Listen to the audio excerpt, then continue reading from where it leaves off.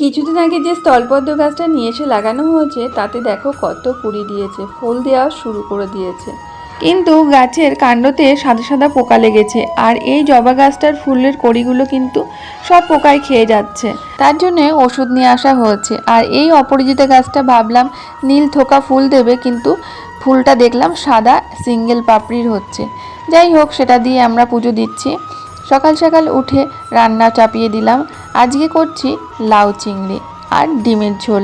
লাউটা অনেক দিন আগে বাজার থেকে নিয়ে আসা হয়েছিল, কিন্তু খাওয়াই হচ্ছিল না, তাই ভাবলাম আজকে লাউ চিংড়ি বানিয়ে নিই আর একটু ডিমের ঝোল করব, তাহলেই আমাদের খাওয়া হয়ে যাবে। এই দেখো, ডিমের ঝোল করেছি আর লাউ চিংড়ি আজকে দুপুরের আমাদের খাওয়া দাওয়া।